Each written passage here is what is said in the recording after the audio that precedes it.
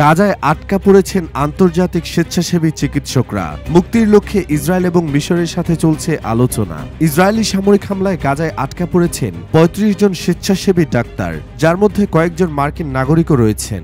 গাজার একটি হাসপাতালে চিকিৎসা সহায়তা প্রদানের লক্ষ্যে এসেছিলেন তারা। সাথে করে অত্যাবশ্যকীয় চিকিৎসা সামগ্রী সাথে নিয়ে আসলেও পরিস্থিতি ক্রমশ খারাপের দিকে যাওয়ায় সেবা প্রদানের সমস্যার সম্মুখীন হচ্ছেন তারা।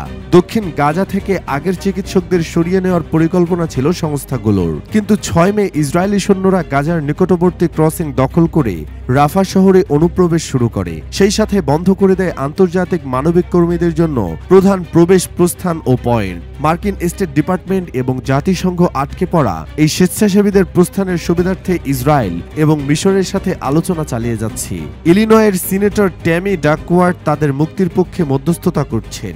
গাজার চলমান ভয়াবহ পরিস্থিতিতে ইসরায়েলি আক্রমণে এখনো পর্যন্ত ৩৫,০০০ নিরীহ ফিলিস্তিনি নিহত এবং ৭৯ জন আহত হয়েছেন। ইউরোপীয় জেনারেল হাসপাতাল সহ অন্যান্য হাসপাতালের কর্মী সংকটে রোগীদের সামলাতে হিমশিম খেতে হচ্ছে কর্মীদের। কর্মী স্বল্পতার কারণে স্থানীয়রা এখন স্বেচ্ছাসেবকের বিভিন্ন দায়িত্ব পালন করছেন।